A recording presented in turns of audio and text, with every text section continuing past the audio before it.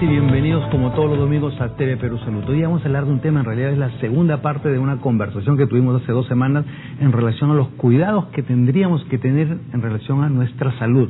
Todo eso, todo en el marco del fenómeno El Niño, algo que nos va a afectar. No solamente vamos a hablar de la costa norte, un tema que nos va a afectar en todo nuestro país, pero en diferente magnitud, con diferentes características, pero qué cosas tendríamos que saber. Y esto también va en relación a algunas preguntas que nos habían hecho llegar a través de los mails y las redes sociales, que quisiéramos también aclararlas. Así que nuestro invitado del día de hoy, nuevamente, Martín Yagui, él es director general de la Dirección de Epidemiología del Ministerio de Salud. Gracias, Martín, nuevamente por estar acá. Gracias, Juan Carlos, por la invitación y encantado de estar. Y realmente hubo mucho interés, muchas dudas también quedaron pendientes con respecto a lo que habíamos hablado hace 2 semanas de todos los cuidados que tendríamos que tener. Con respecto a estas enfermedades, empezando con estas enfermedades transmitidas por insectos, la primera es el dengue. Mucha gente tiene temor al dengue. ¿Qué tendríamos que saber con respecto al dengue? Sí, bueno, en primer lugar hay que contextualizar, ¿no es cierto? Si estamos hablando del fenómeno del Niño, lo que esperamos en la costa norte es el incremento de las lluvias, incremento de temperatura, y esto da lugar a que que haya inundaciones, que la gente acumule agua, y esto favorece el crecimiento de algunos insectos, mosquitos, llámese la Aedes aegypti, ¿no?, que es el productor de la enfermedad del dengue, que ayuda a transmitir el dengue. Y es importante conocer que esta enfermedad es una enfermedad infecciosa, producida por un virus del mismo nombre y que produce fiebre, malestar general, dolores musculares, dolor de cabeza, y es transmitida por un vector, por un mosquito, por un zancudo llamado Aedes aegypti. Sí, de por sí tendríamos que tener cuidado, y lo mencionamos mucho, los floreros, evitar, si vamos al cementerio a visitar a nuestros familiares, no utilizar flores naturales, sino artificiales, etcétera. Ante situaciones como esa, las que se vienen, con mayor razón tendríamos que minimizar las medidas preventivas. Así es, o sea, la pregunta surge es, bueno, los pobladores, ¿qué pueden hacer para prevenir infectarse con el virus del dengue o del chikungunya, ¿no?, que utiliza el mismo zancudo para infectar? En primer lugar, si va a almacenar el agua, ya sea porque no tiene agua potable por tubería, o porque se cortó el agua por la inundación, etcétera, si vamos a almacenar el agua, hagámoslo en recipientes que tienen tapa. Pero en primer lugar, esto es bien importante, porque si almacenamos el agua en un recipiente sin tapa, entonces los mosquitos van a depositar sus huevos y van a crecer sus larvas. ¿Es válido? Si yo no tengo un balde y no tiene tapa, poner una bolsa de plástico encima? Un plástico, así es, con una cintita, lo amarramos bien, ¿no?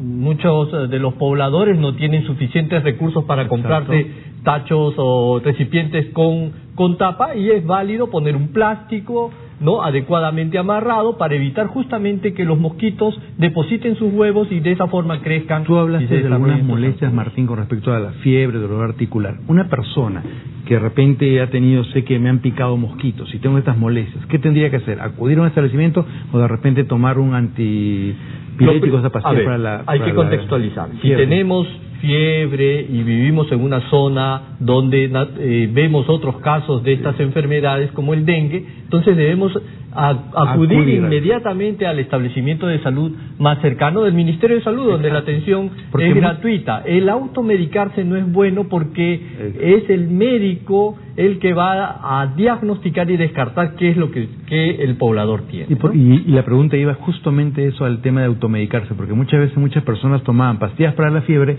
disminuían la molestia, pero la enfermedad seguía progresando. Así es, ¿por qué? Porque a veces lo confunden inicialmente con un cuadro respiratorio, ¿no? Empiezan con malestar general, fiebre, dicen, no me voy a resfriar, y toman un antipirético para bajar la temperatura, pero si no es eso, si es el dengue, entonces esto puede empeorarse, progresar. ¿Qué diferencia hay entre dengue y chikungunya?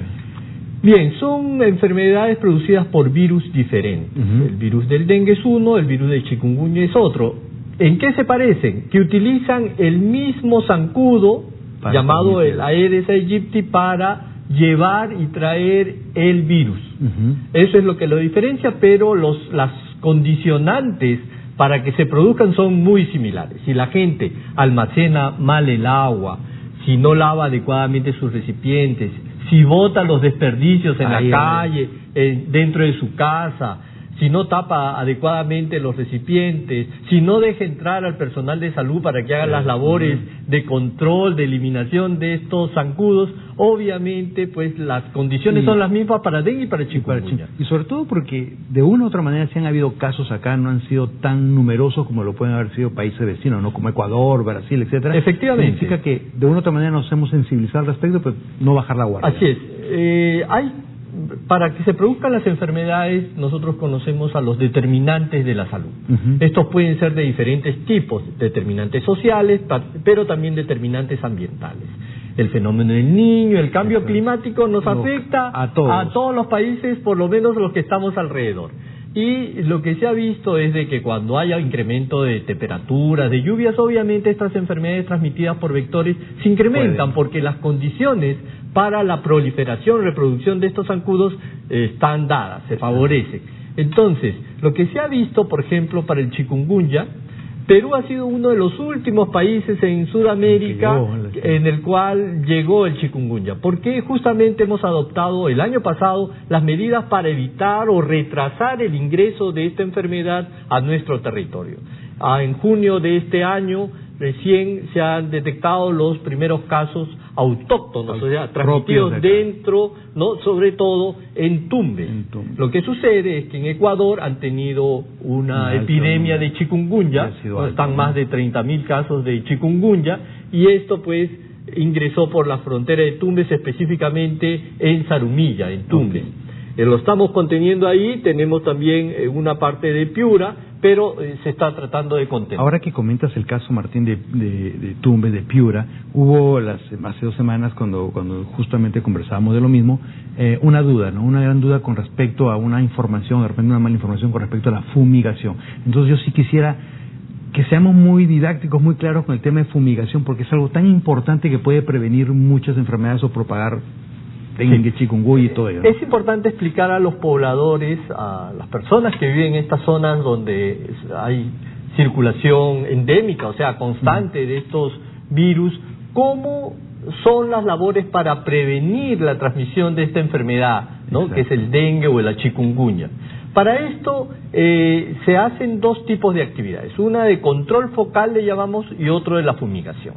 El control focal, ¿en qué consiste? Que los trabajadores de salud van casa por casa buscando estos huevos, estas larvas de estos zancudos depositados en algún recipiente mal tapado, mal conservado, o en los floreros que utilizamos agua, ¿no? Y vamos, los eliminamos y dejamos una sustancia que se llama los larvicidas, unas motitas, unas bolsitas, que evitan justamente que proliferen estos zancudos al interior de estos, o sea, lo primero es dejar que venga el personal del para que el personal para que haga un diagnóstico inspeccione, elimine lo que tenga que eliminar estos huevos, estas larvas, y seguidamente en días posteriores el mismo personal va a venir a fumigar.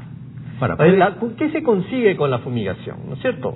Se consigue eliminar a las formas adultas del zancudo, que son las que van a picar al poblador, ¿no? Y transmitir la enfermedad. Entonces, es importante tener algunas precauciones. En primer lugar, si van a desarrollarse una campaña de fumigación, el establecimiento de salud de la jurisdicción debe avisar con antelación a los pobladores de que tal día, tal hora se va a pasar a fumigar casa por casa y van a ir personal de salud fumigando. Para eso el poblador tiene que programarse. ¿Qué tendría que hacer yo si sé que van a venir a mi casa a fumigar? Bueno, tengo que preparar mi casa, obviamente tapar mis alimentos, no tener, expuesto de estas cosas que al aire libre con la fumistización pues se pueden contaminar. ¿Y qué se utiliza para fumigar? ¿Qué se utiliza un insecticida llamado Malathion. Hasta el año pasado utilizábamos otro tipo de insecticida, pero en nuestra vigilancia de estos zancudos, de estos mosquitos, vimos que este insecticida no funcionaba. Entonces rotamos a otro insecticista llamado Malathion. Resistencia como las bacterias. Así es, con este nuevo insecticida pues logramos ser efectivos en eliminar estas formas adultas de estos mosquitos, pero hay que tomar algunas precauciones, que es, si vienen a mi casa y fumigan, pues yo no debo ingresar inmediatamente dentro de mi casa, debo permanecer por lo menos 1 hora dejando al insecticida que haga su efecto y obviamente evitar entrar a la casa antes de tiempo para evitar exponernos al insecticida. O sea, me van a avisar, nos van a informar que van a venir a nuestra casa a fumigar. Para eso yo tengo que tapar todos los alimentos, todos los productos de limpieza, aseo personal, etcétera, cubrirlos, guardarlos en un cajón, etcétera. Segundo, después de fumigado, me daré una vuelta 1 hora y ya poder regresar a mi casa. Así es. Luego abro las ventanas, la puerta para que se ventile, pero puede ocurrir otra cosa.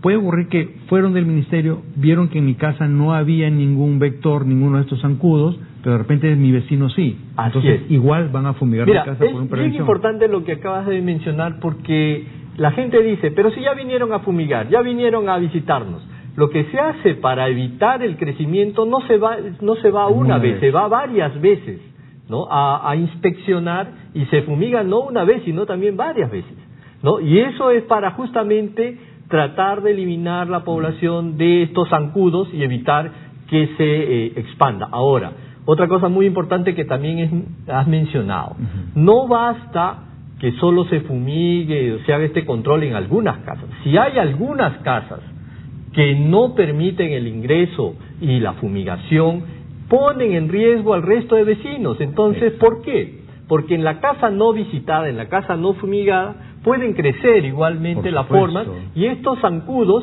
tienen un radio de, digamos, una distancia de vuelo de 200, 300 metros. Ahora, si el vecino es nuestro amigo, en 2 o 3 cuadras puede este zancudo irse a picar a otras viviendas. Convencer a nuestro vecino que no quiere, que lo haga. Obviamente esta es una labor en donde no solamente el sector salud es el involucrado. Los gobiernos locales, con los alcaldes, los municipios, las organizaciones civiles, comunitarias, las organizaciones, la iglesia, etcétera, pueden ayudar en el convencimiento a la población de la importancia de acciones de salud pública. Ahora, es importante que la gente en sus casas sepa que el tema de fumigar es como tomar un tratamiento, como tomar medicamentos. Así como tomo medicamentos cada 8 horas, cada 24 horas, de repente saber que la fumigación no es solamente una vez y pueden ser varias veces de acuerdo a cómo vayan investigando o evaluando el ministerio. Así es. Pero no es tóxico, eso es lo bueno, lo importante saber, ¿no? Porque la duda venía de esta televidente en Piura, el temor de que le habían dicho que era tóxico. Estos insecticidas obviamente cuando se fumigan, lo que tiene que cuidar el poblador es no ingresar antes de tiempo a su hogar, y luego de pasado la hora y el tiempo de dejar que haga su efecto el insecticida, pues uno tiene que ventilar adecuadamente su ¿Solamente es ventilar la casa o es ventilo la casa y la limpio, de repente empiezo a trapear con trapo húmedo? También, así es. Otro punto importante es hepatitis. Y a veces siempre pensamos que es hepatitis B, hepatitis C, pero lo que va a venir con todo ello es hepatitis A, ¿no? Que es la más común. También hay que contextualizar. Si estamos en un fenómeno del Niño y hay lluvias intensas y se producen inundaciones, ¿qué sucede habitualmente? Colapsan los sistemas de agua potable y alcantarillado. Esto hace que corten de repente por horas o por días el suministro de agua. Entonces los pobladores tienen que igual tomar agua, tienen que preparar sus alimentos, lavar sus alimentos. La pregunta es, ¿qué precauciones deben tomar los pobladores en estas circunstancias, en estas zonas donde va a haber estos fenómenos climatológicos? En primer lugar, hay que hervir el agua. Antes de tomarla, antes de el agua que utilicemos en la preparación de los alimentos, hay que hervir constantemente. Esto es una medida universal, digamos así.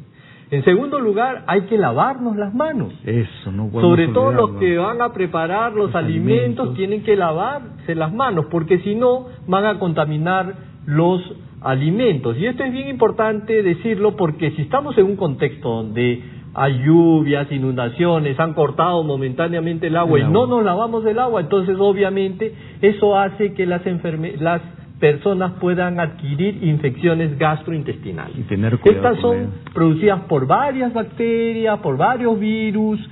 Ya has mencionado un virus que es el virus de la hepatitis A, que justamente su forma de transmisión es con claro, la ingesta. pero también van a haber otras, ¿no? Hay otras, que dependerá diferentes de bacterias, nosotros el poder así es, las salmonelas, salmonelosis productora de la fiebre tifoidea, la shigellosis, etcétera, pero digamos no hay que pero lo importante es que las medidas preventivas son iguales para todos.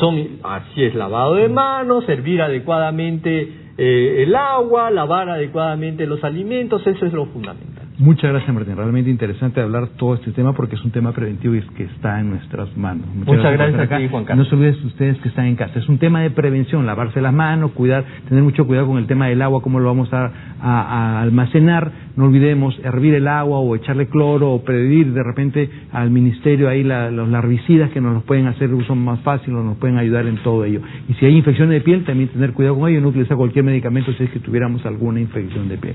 Todo está en nuestras manos, el que podamos prevenir cualquier enfermedad en relación al fenómeno del niño o enfermedades en relación a nuestro día a día. Así que nos vemos.